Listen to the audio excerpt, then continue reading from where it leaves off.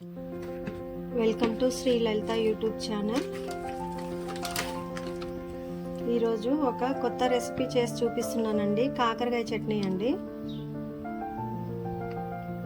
కాకరకాయ నిలవ పచ్చడి అండి.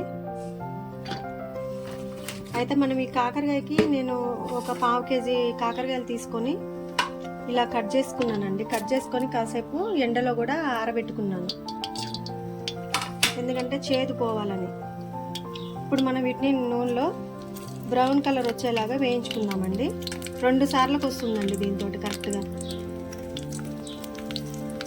కాకరకాయ పచ్చడి అంటారా, అమ్మో కాకరకాయ కూర తింటమే కష్టం మళ్ళీ పచ్చడి కూడా అని ఫీల్ అవుతున్నారా? అలా ఏం లేదండి. ఒకసారి ట్రై చేసి కొంచెం క్వాంటిటీ తీసుకొని ట్రై చేసి చూడండి, కంపల్సరీ తింటారు. అన్ని రకాల ఫుడ్ తీసుకోవాలండి. కాకరకాయ షుగర్కి చాలా మంచిదండి. ఒకసారి వేగాయండి, తీసాను.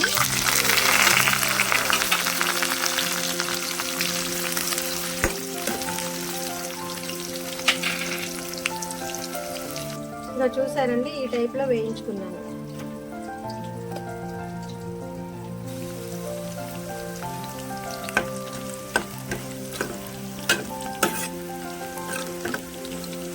కాకరకాయ తినాలండి, తినకుండా ఉండకూడదు. మనం చేదుగా ఉంది కదా అనుకొని తినకుండా ఉంటే ఎలా అండి? వేపపుల్లతో కూడా బ్రష్ చేసుకుంటే చాలా మంచిదండి. కనీసం వీక్లీ 3-4 టైమ్స్ అయినా మనం వేపపుల్లలు సంపాదించుకొని వాటితోటి బ్రష్ చేసుకుంటే చాలా మంచిదండి. వేపాకు ఉంటుంది కదండి, చిగుళ్ళలో ఉండే ఆకు, పొద్దున్నే నవిలితే కూడా డయాబెటీస్ కంట్రోల్ అవుతుందని అంటారు.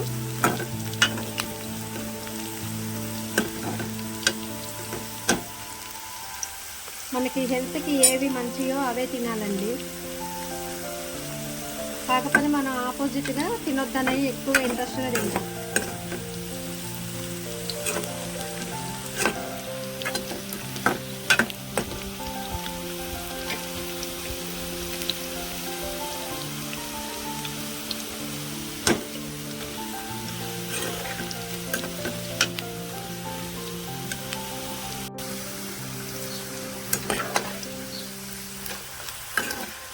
చేదు బాగా వేగితే చేదు అనేది ఉండదండి.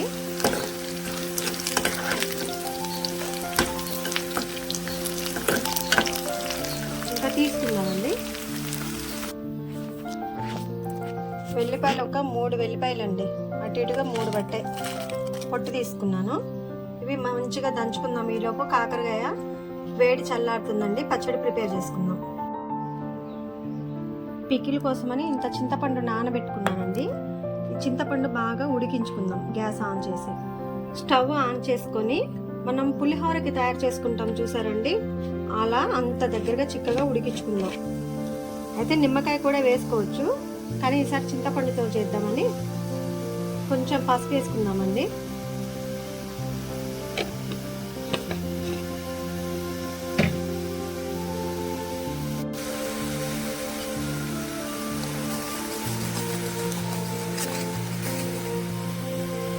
బాగా చిక్కగా అవ్వాలండి.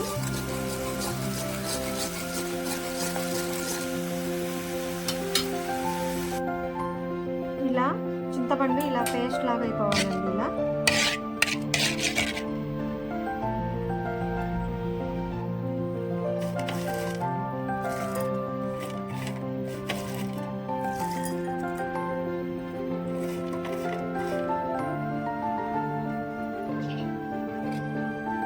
ఇప్పుడు సాల్ట్ యాడ్ చేసుకుందామండి.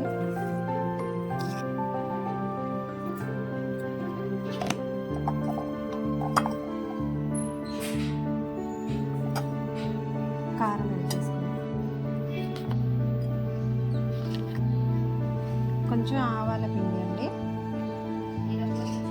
కొంచెం మెంతిపిండి, కొంచెం సరిపోతుందండి, ఎక్కువ అవసరం లేదు.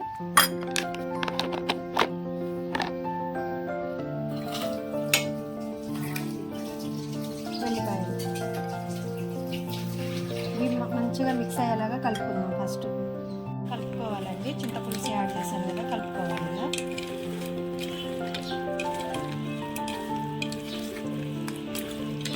ఇందాక మనం కాకరకాయ వేయించుకున్నాం కదండి, ఆ నూనె యాడ్ చేసుకుందాం.